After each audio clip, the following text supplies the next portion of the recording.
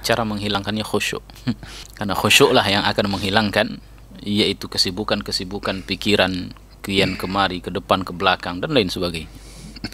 Khusyuk kaum muslimin dirahmati oleh Allah tabaraka wa taala, ini merupakan kekhususan orang-orang yang Allah berikan. Ya, tidak semua orang bisa khusyuk. Oleh karenanya Allah katakan dalam ayat, ya, qad aflahal mu'minun alladzina hum fi salatihim khashi'un.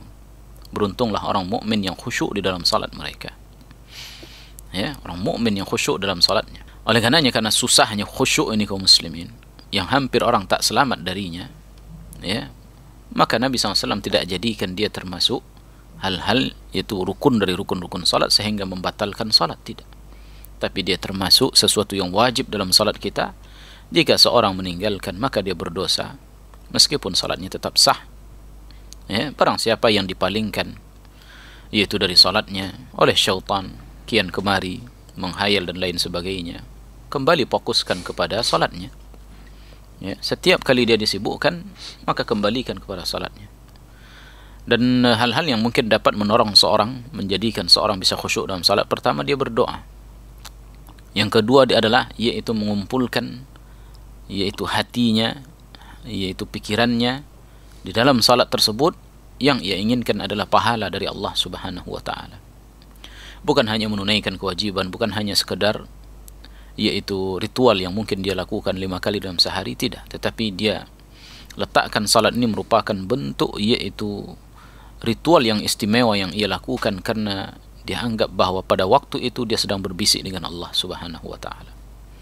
Selain dia dalam doanya dia meminta kepada Allah Subhanahu wa taala yaitu agar ia diberikan kekhusyukan di dalam salatnya dan berlindung dari hati-hati yang tidak khusyuk.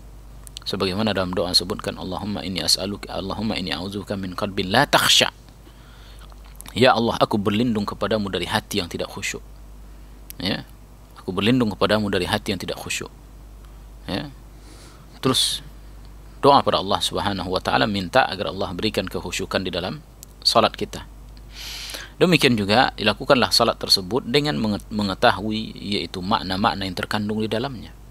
Oleh karenanya seorang hendaknya salat, yaitu hendaknya dia belajar terlebih dahulu tentang makna-makna yang terkandung di dalam salat. Dia mempelajari tentang makna dari gerakan salat, rahasia dari gerakan salat seperti yang disebutkan Ibnu Qayyim rahimahullahu taala. Ya, dari gerakan rahasia-rahasia dari gerakan salat, lalu dia mempelajari makna-makna yang terkandung di dalam doa iftitah, di dalam surah Al-Fatihah, atau di dalam ayat yang ia baca, atau dalam yaitu doa-doa atau zikir-zikir ruku', zikir-zikir i'tidal, sujud, duduk di antara dua sujud, dan lain sebagainya.